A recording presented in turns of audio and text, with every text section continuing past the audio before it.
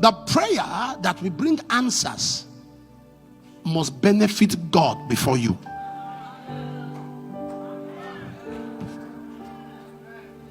God must be the first beneficiary. So anytime you want answers to your prayer, what is in it for God? What does heaven stand to gain? Hannah prayed because Hannah wanted a child to prove to Peninnah that woman past woman. That was her initial pursuit. Let me prove to her that small body no be sickness.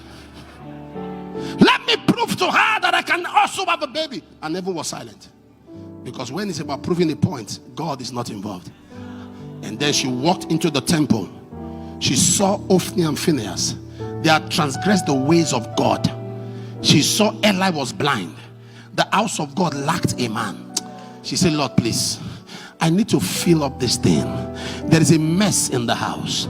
Lord, give me a child, and I'll give that. God said, now you are talking, because there's something in this prayer for me. There's something I stand to benefit. I'm asking you, you want a financial outburst? What is in it for God? You want to get married? What is in it for God? What does heaven stand to benefit? When you want God to lift you up, what does heaven stand to benefit from your lifting? While you are thinking of business plans, some people are thinking of how to sponsor crusades. Lord, bless me for your kingdom. Bless me for your kingdom's sake. Bless me for your kingdom. Somebody wants to put everything he has got, everything she has got, for a concert. That is our dream. That is his dream.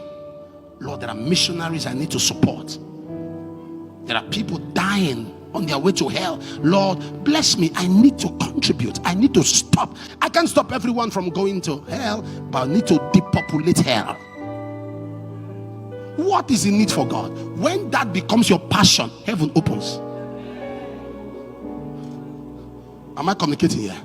When that becomes your passion, heaven opens. Heaven opens. When that is your passion, what is in it? Tell me why there are no answers. Because what is in it for God? This thing you are believing the Lord for, you want God to do for you, what does it stand to benefit from it? I'm talking to you, so you have to realign. I know you are building a house back home. Also think of building a little church somewhere. In your community, just get a land. Say, Lord, I want to just build a mission house. This is where pastors who come to preach the gospel would stay. I'll build it, I'll give it to them. I wish I'm talking to somebody now. Check every man who stood and walked with God. Jeremiah 15 verse 1. They stood and walked with God. They were people oriented. They were kingdom minded.